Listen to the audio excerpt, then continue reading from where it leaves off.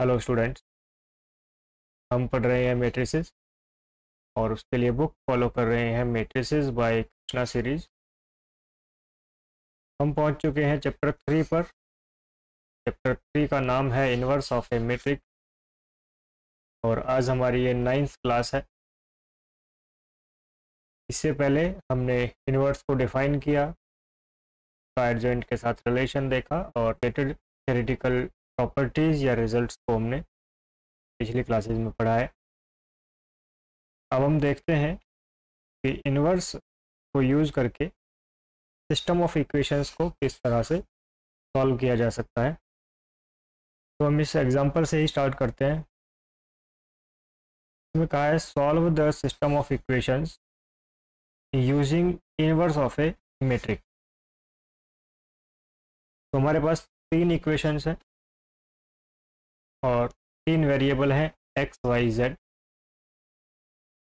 इसमें आप सबसे पहले ये नोटिस करेंगे, इस सिस्टम ऑफ इक्वेशंस को हम मैट्रिक्स फॉर्म में ए एक्स इक्वल टू बी लिख सकते हैं, जहाँ मैट्रिक्स ए होगी वेरिएबल्स के कोफिशिएंट, एक्स वाई जेड के कोफिशिएंट।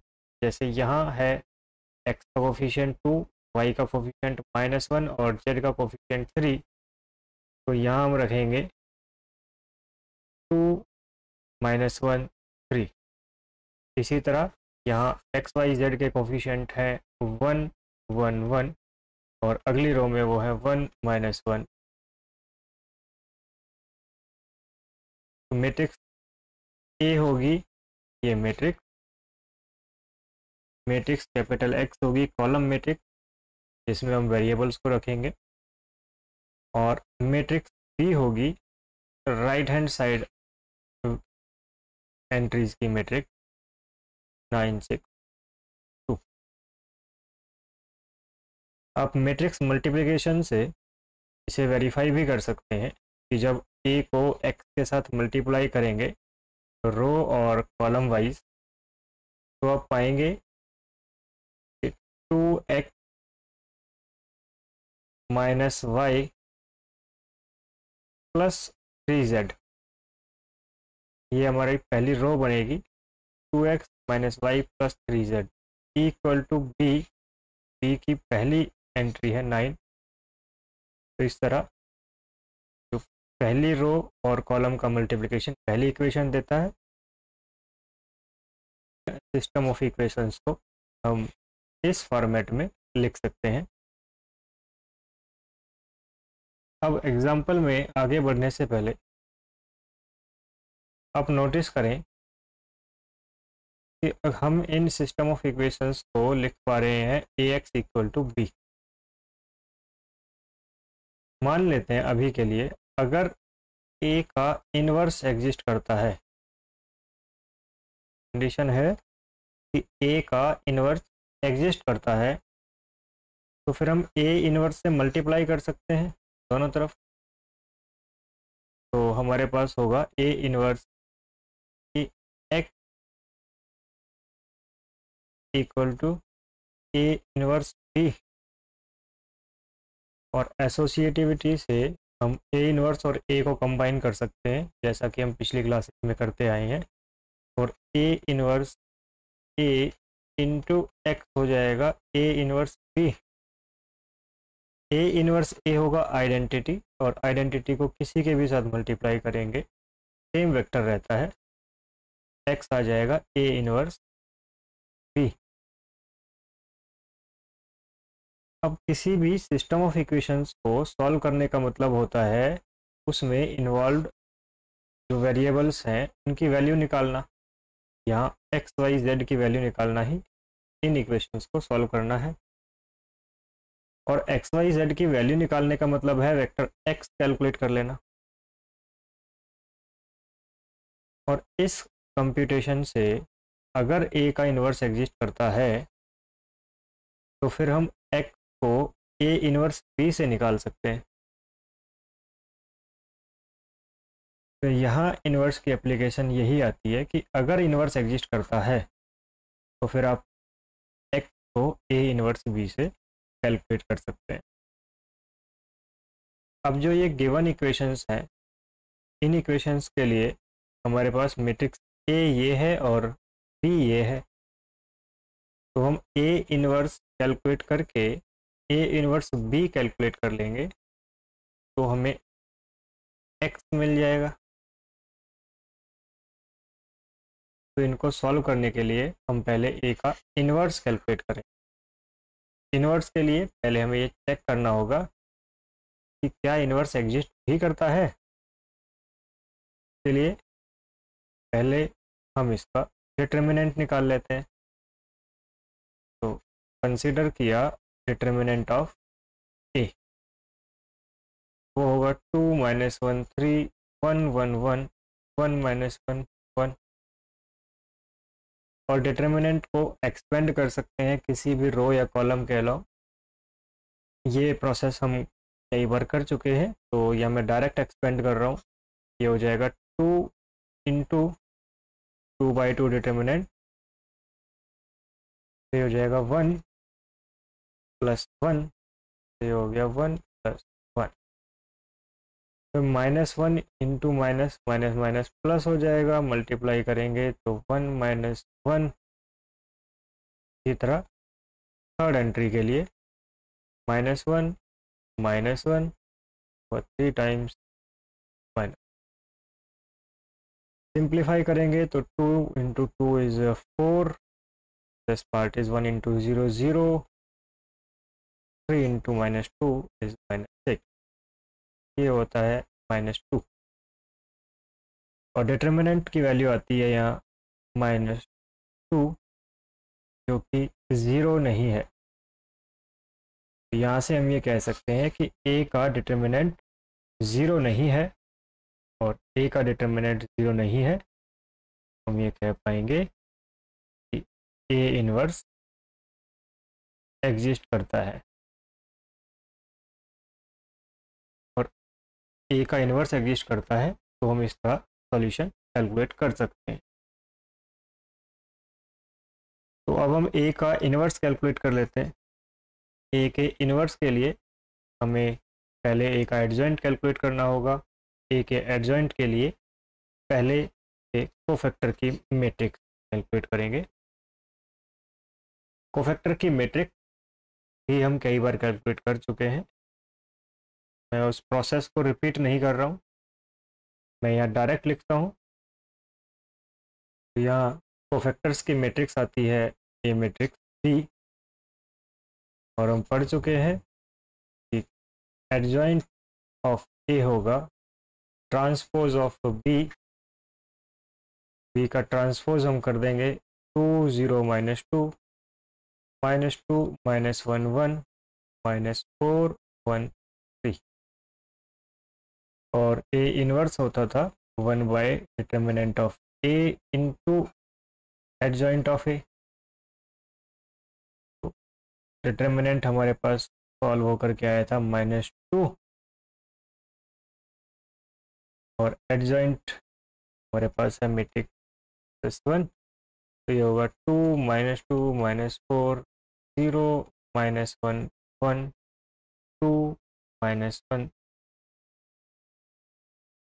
तो इस तरह ए इनवर्स आता है -1/2 टाइम्स एडजॉइंट। और हमने पढ़ा कि सिस्टम ऑफ इक्वेशंस का जो सॉल्यूशन है वो हम निकाल सकते हैं ए इनवर्स बी से। तो हम सॉल्यूशन निकाल लेंगे। Now x which is A inverse B, A inverse हमारे पास है -1/2 टाइम्स एडजॉइंट मैट्रिक्स, और इसके साथ मैट्रिक्स बी मल्टीप्लाई करेंगे। मैट्रिक्स बी हमारे पास है 9 6 2, यहाँ रखेंगे 9 2। मैट्रिक्स मल्टीप्लिकेशन अप्लाई करेंगे रो और कॉलम वाइज। अब देखेंगे ये आता है 2 × 9 18 -2 × 6 -12 -4 × 2 -8। सिंप्लीफाई करेंगे तो ये आया हमारे पास -2। इसी तरह सेकेंड रो और कॉलम लेंगे। पहली एंट्री 0, दूसरी -6, तीसरी +2। -6 + 2 = -4। ये वैल्यू आती है हमारे पास -4। इसी तरह को सिंप्लीफाई करेंगे तो ये आता है -18 + 6 + 6। सिंप्लीफाई करेंगे तो ये नंबर आया -6 या माइनस, और -1/2 को अंदर मल्टीप्लाई करेंगे, ये वैल्यू आपके पास हो जाती है 1 2 3। तो यहाँ से हम ये कह सकते हैं कि क्योंकि हमारे पास XYZ था वो हो जाता है 1 2 3। और मैट्रिक्स इक्वालिटी से हम ये कह सकते हैं कि x की वैल्यू 1 है, y की वैल्यू 2 है और z की वैल्यू 3 है। यहाँ से हम कह पाएंगे कि x 1 है, y 2 है और z 3 है। यही इन सिस्टम ऑफ इक्वेशंस का सॉल्यूशन है। तो इस तरह मैट्रिक्स इनवर्स की हेल्प से सिस्टम ऑफ इक्वेशंस को सॉल्व किया जा सकता है। इसमें नोट करने वाली जो कंडीशन है वो ये है कि ए का इनवर्स एग्जिस्ट करना चाहिए, तभी आप सॉल्व कर पाएंगे। अब आपने नोट किया कि ए का इनवर्स एग्जिस्ट करेगा तो ही हम सॉल्व कर पाएंगे, अदरवाइज नहीं। अब ए के इनवर्स की बात हम तभी कर पाएंगे जब ए कोई स्क्वायर मैट्रिक्स हो। अगर ए स्क्वायर मैट्रिक्स नहीं हुई तो फिर उसके इनवर्स की बात ही नहीं हो पाएगी। का मतलब ये हुआ, यहाँ से आप नोट करें कि ये मैट्रिक्स स्क्वायर होनी चाहिए, तभी आप इस सिस्टम ऑफ इक्वेशन को सॉल्व कर पाएंगे। अब आप ये देखें इसकी रोज कैसे बन रही हैं। इसकी रो बनती हैं इन इक्वेशंस से, जितनी इक्वेशंस उतनी रो, और कॉलम किससे बन रहे हैं, इन वेरिएबल्स के कोफिशिएंट की वजह से। तो जितने वेरिएबल उतने कॉलम। तो ये वाला स्क्वायर फॉर्म तभी बनेगा जब number of variables number of equations के बराबर हो, अदरवाइज ये स्क्वायर बनेगा ही नहीं, जैसा कि हमने क्रैमर्स रूल में भी देखा था। तो इस मेथड की भी अपनी लिमिटेशंस हैं।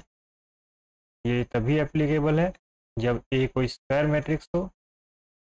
का मतलब ये कहेंगे कि अगर नंबर ऑफ इक्वेशंस इक्वल होंगी नंबर ऑफ वेरिएबल्स के, तभी ये मेथड एप्लीकेबल होगा। और दूसरा, ऐसा हो भी गया तब भी मैंडेटरी है कि उसका डिटर्मिनेंट नॉन ज़ीरो होना चाहिए, कि उसका इन्वर्स एग्जिस्ट करे। और इन्वर्स तभी एग्जिस्ट करेगा जब ए का डिटर्मिनेंट नॉन ज़ीरो होगा। तो इस तरह इस मेथड की भी अपनी लिमिटेशंस है, और ये भी तभी एप्लीकेबल है जब number of equations number of variable के बराबर हो और साथ में उस मैट्रिक्स का डिटर्मिनेंट नॉन ज़ीरो आए। अब अगर डिटर्मिनेंट ज़ीरो आया तो ये मेथड फेल हो जाएगा, और number of variables number of equations से अलग हो गए तो भी मेथड फेल हो जाए। सिस्टम ऑफ इक्वेशंस को हम डिटेल में आगे के चैप्टर में पढ़ेंगे। तब तक के लिए हमने सिस्टम ऑफ इक्वेशंस को सॉल्व करने के दो मेथड पढ़ लिए हैं, और वो दोनों स्क्वायर मैट्रिक्स के लिए एप्लीकेबल है। अब हमारा अगला कॉन्सेप्ट है ऑर्थोगोनल मैट्रिक्स। किसी स्क्वायर मैट्रिक्स ए को हम ऑर्थोगोनल मैट्रिक्स बोलेंगे अगर उस मैट्रिक्स का ट्रांसपोज ए के साथ प्रोडक्ट करने पर आइडेंटिटी मैट्रिक्स देता है। और पिछली क्लास में हमने ये पढ़ा था कि अगर हमारे पास a इंटू बी का प्रोडक्ट आइडेंटिटी है फिर b और a का प्रोडक्ट भी आइडेंटिटी ही आता है। तो यहाँ से आप ये भी कह सकते हैं कि a ट्रांसपोज a और a ट्रांसपोज दोनों आइडेंटिटी आई। कुछ बुक ऑर्थोगोनल मैट्रिक्स की डेफिनेशन ये देती है, जबकि जो बुक हम फॉलो कर रहे हैं उसमें डेफिनेशन ये लिखी हुई है, क्योंकि ये रिजल्ट हम प्रूव कर चुके हैं। इसी तरह यूनिटरी मैट्रिक्स डिफाइंड है कि अगर मैट्रिक्स का ट्रांसपोज्ड कॉन्जुगेट मैट्रिक्स के साथ मल्टीप्लाई करने पर आइडेंटिटी मैट्रिक्स देता हो, क्योंकि ये थीटा हमने पढ़ा था ट्रांसपोज्ड कॉन्जुगेट। अब यहाँ आप ये नोट कर सकते हैं, मान लीजिए कि मैट्रिक्स ए हमारे पास रियल मैट्रिक्स है 1 2 3 4 और इस रियल मैट्रिक्स का ट्रांसपोज करेंगे तो वो भी रियल ही आएगा।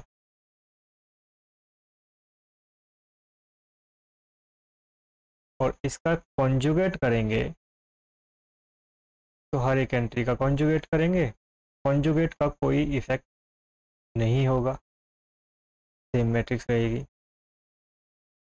इस केस में आप ये कह सकते हैं अगर ए रियल मैट्रिक्स है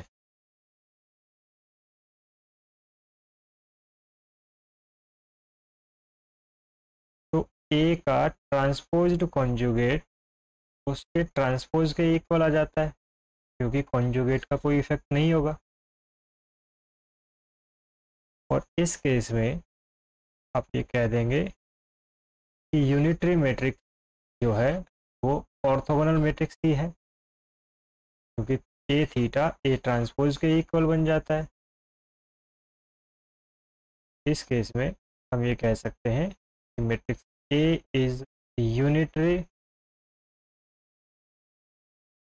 if and only if A is orthogonal. Matrix A unitary हो या ऑर्थोगोनल हो सेम बात है अगर मैट्रिक्स रियल मैट्रिक्स। एग्जाम्पल के लिए मान लेते हैं कि मैट्रिक्स ए हमारे पास ये एक मैट्रिक्स है, 1/3 हमने बाहर ही लिख दिया है, मतलब ये हर एक एंट्री में मल्टीप्लाइड है। तो जब ए का ट्रांसपोज करेंगे ऑब्वियसली स्केलर को हम बाहर रख सकते हैं, तो ट्रांसपोज आ जाता है मैट्रिक्स ये। और जब ए को ए ट्रांसपोज के साथ आप मल्टीप्लाई करेंगे रो और कॉलम वाइज, ए को ए ट्रांसपोज के साथ मल्टीप्लाई करते हैं तो 1/3 इंटू 1/3 हो जाता है 1/9 और रो और कॉलम वाइज मल्टीप्लाई करेंगे तो आप पाएंगे ये आता है 9 बिकॉज इट इज़ 1 4 4 वैल्यू है 9। अगली एंट्री चेक करेंगे तो वो होगी 2 इंटू 1 2 प्लस 2 4 माइनस 4 0। इस तरह आप सारी एंट्री जब चेक करेंगे तो ये आता है। और 1/9 क्योंकि ऑलरेडी आगे मल्टीप्लाइड है 9 से हर एक एंट्री डिवाइड हो जाएगी, ये हो जाता है 1 0 0 0 1 0 0 जो कि एक आइडेंटिटी मैट्रिक्स। इसी तरह आप ए ट्रांसपोज ए भी चेक कर सकते हैं, वो भी आइडेंटिटी मैट्रिक्स दिया था। यहाँ से ए इंटू ए ट्रांसपोज चेक किया जाए या ए ट्रांसपोज ए, दोनों में से किसी को भी चेक कर सकते हैं, वो आइडेंटिटी आता है। तो हम ये कह सकते हैं कि मैट्रिक्स ए जो है वो एक ऑर्थोगोनल मैट्रिक्स है।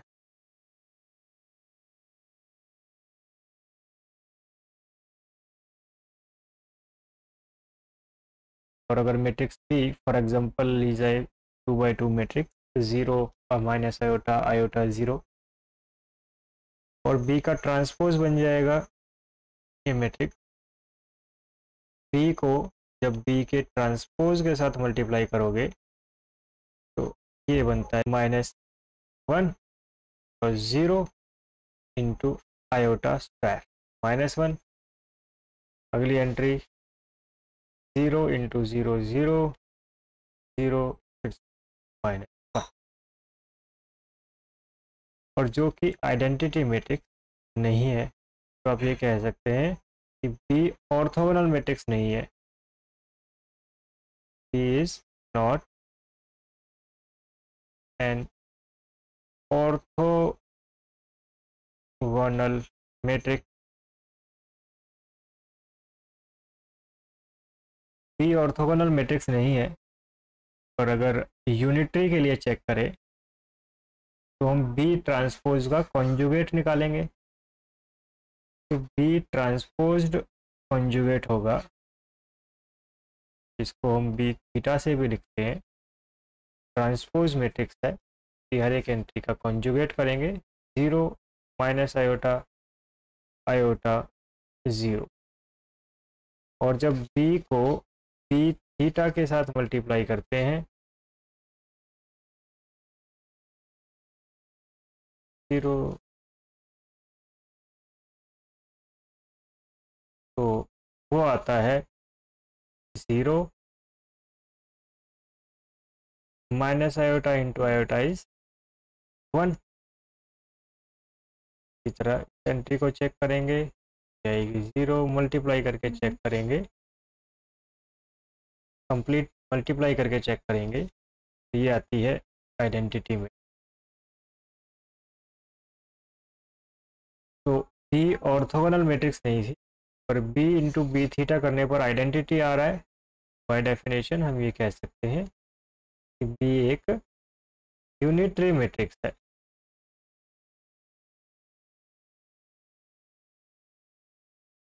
बी एक यूनिटरी मैट्रिक्स है। और यहीं से आप ये भी कह सकते हैं कि ये मैट्रिक्स बी ऐसा एग्जाम्पल है जो कि यूनिटरी मैट्रिक्स है पर ऑर्थोगोनल मैट्रिक्स नहीं है। यहीं से आप दोनों मैट्रिक्स में डिफरेंस भी देख सकते हैं।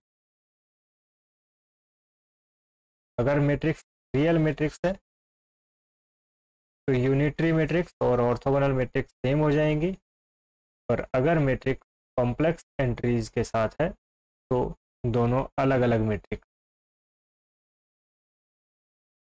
तो अब हम ऑर्थोगोनल मैट्रिक्स और यूनिटरी मैट्रिक्स से रिलेटेड कुछ आसान से रिजल्ट देखते हैं।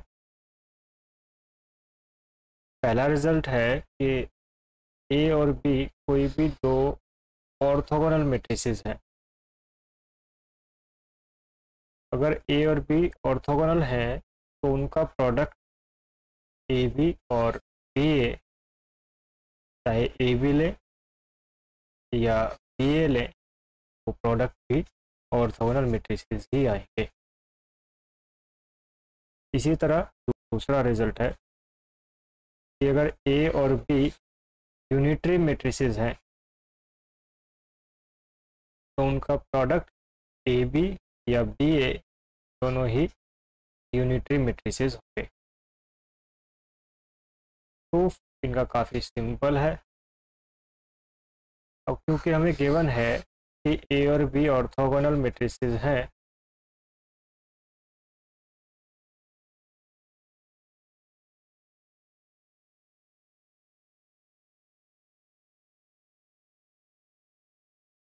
और ए और बी ऑर्थोगोनल है, तो हम ये कह सकते हैं कि ए का ए ट्रांसपोज के साथ प्रोडक्ट करें, या ए ट्रांसपोज का ए के साथ प्रोडक्ट करें, आइडेंटिटी आएगा। साथ में बी का बी ट्रांसपोज के साथ प्रोडक्ट करें या बी ट्रांसपोज का बी के साथ प्रोडक्ट करें, आइडेंटिटी आएगा। अब हमें चेक करना है ए बी के बारे में कि ए बी ऑर्थोगोनल है या नहीं है। मान लेते हैं कि मैट्रिक्स सी ए बी के इक्वल है, समझने में हमें थोड़ी आसानी होगी।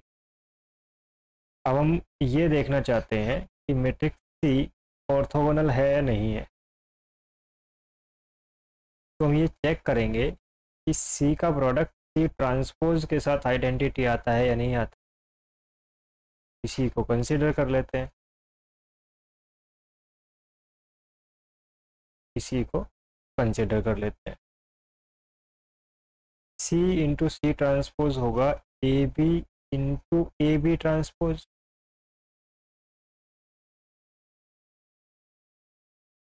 और हमने पढ़ा है कि ए बी ट्रांसपोज होता है बी ट्रांसपोज ए ट्रांसपोज। इसको हम लिख सकते हैं A B into B transpose A transpose. हमने ये पढ़ा हुआ है। और एसोसिएटिविटी से ब्रैकेट्स को आगे पीछे किया जा सकता है, तो हम इसको लिख सकते हैं A to B transpose into ए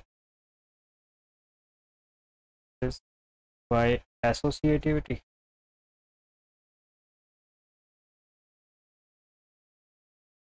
तो अगर नाम दें इक्वेशन 1 और इसको नाम दे दें 2, बाई इक्वेशन 2 आप तो कह सकते हैं A into B transpose B is identity A into identity into A transpose by equation 2। Matrix identity को किसी के भी साथ मल्टीप्लाई करेंगे तो सेम मैट्रिक्स रहेगी। ये हो गया A into A transpose, same reason A into identity is A. और ए क्योंकि ऑर्थोगोनल है, ए ट्रांसपोज भी आइडेंटिटी ही है। तो इस तरह हमने सी इंटू सी ट्रांसपोज कैलकुलेट किया और वो आया आइडेंटिटी मैट्रिक्स। बिल्कुल सिमिलर पैटर्न पर आप ये भी चेक कर सकते हैं कि सी ट्रांसपोज सी भी आइडेंटिटी ही आएगा। और यहाँ से बाय डेफिनेशन आप ये कह सकते हैं कि एक ऑर्थोगोनल मैट्रिक्स।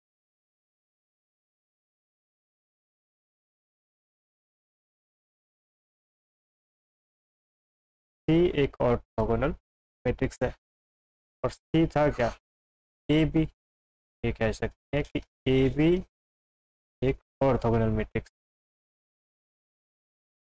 अब आप सी में ए बी की जगह मैट्रिक्स बी ए लेंगे और सिमिलर स्टेप्स फॉलो करेंगे तो आप आसानी से वेरीफाई कर सकते हैं कि फिर बी ए भी ऑर्थोगोनल मैट्रिक्स ही आएगा।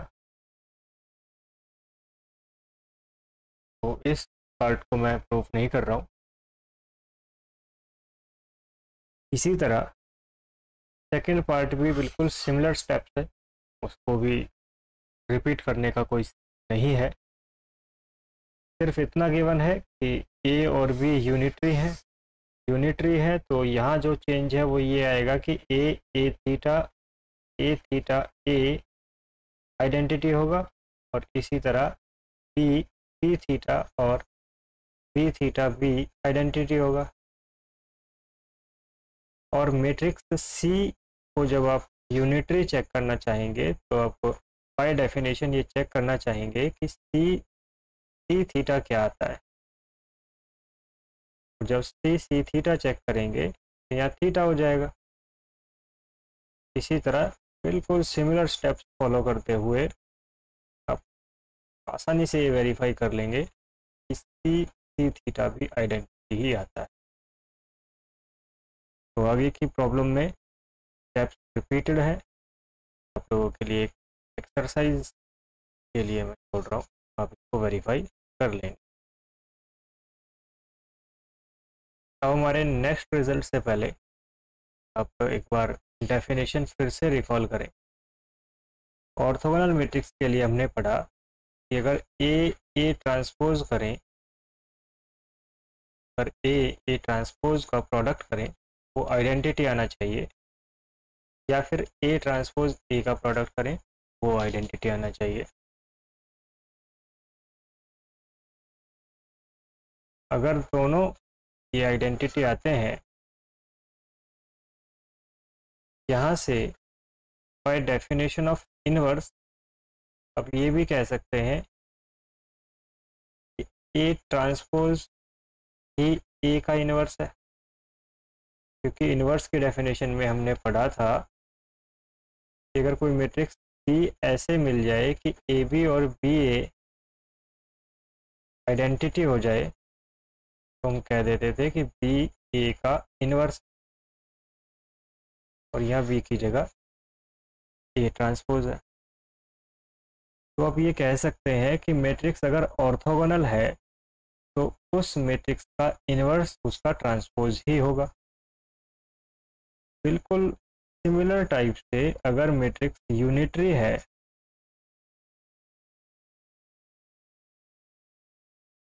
तो उस मैट्रिक्स का इनवर्स उसका ट्रांसपोज्ड कॉन्जुगेट ही होगा। बुक में ये रिजल्ट लिखे हुए हैं कि ए अगर कोई ऑर्थोगोनल मैट्रिक्स है तो उस मैट्रिक्स का ट्रांसपोज और उसका इनवर्स ऑर्थोगोनल होंगे। तो यह दोनों को अलग अलग चेक करने की बजाय हम ये भी कह सकते हैं इनमें से किसी एक को भी चेक कर लिया जाए तो सफिशिएंट होगा। ए ट्रांसपोज को चेक कर लेंगे तो वो ए इनवर्स के इक्वल है, और ए इनवर्स को चेक कर लेंगे तो वो ट्रांसपोज के इक्वल है। सेम स्टेटमेंट इसके लिए दी जा सकती है, इनमें से किसी एक को चेक कर लें।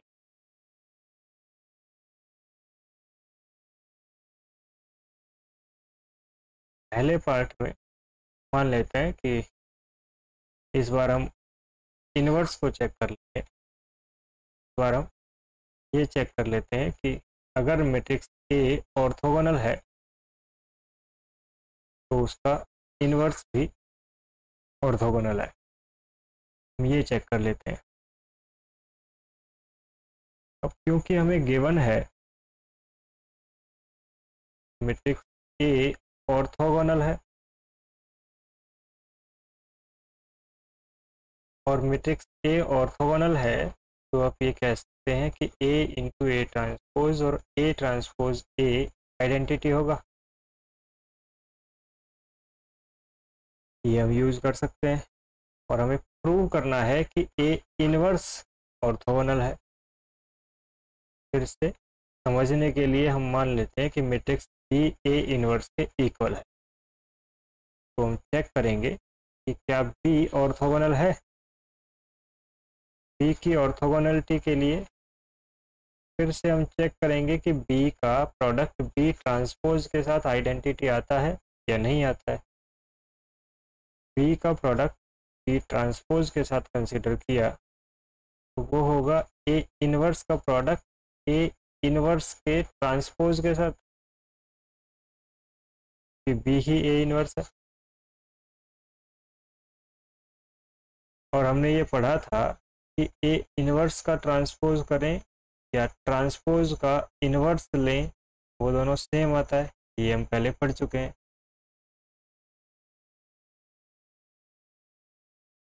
इस पार्ट को आप लिख सकते हैं ए इनवर्स और ए ट्रांसपोज का इनवर्स, हम ये पढ़ चुके थे।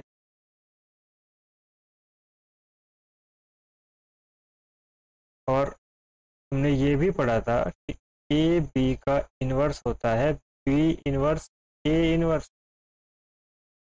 तो बी इनवर्स ए इनवर्स को हम कंबाइन करके ए बी इनवर्स भी लिख सकते हैं। यहाँ मैट्रिक्स बी की जगह ए है और ए की जगह ए ट्रांसपोज है, इसको हम लिख सकते हैं ए ट्रांसपोज इंटू ए का इनवर्स, और ए ट्रांसपोज ए आइडेंटिटी है, इक्वेशन 1। तो ये होगा आइडेंटिटी मैट्रिक्स का इनवर्स।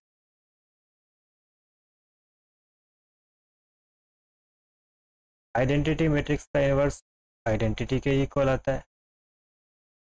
तो यहाँ से आप ये कह सकते हैं कि बी का प्रोडक्ट बी ट्रांसपोज के साथ आइडेंटिटी आता है।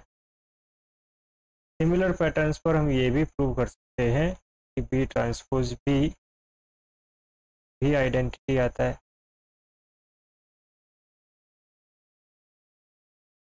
और ऐसा है बाय डेफिनेशन, अब ये कह सकते हैं कि बी ऑर्थोगोनल मैट्रिक्स है।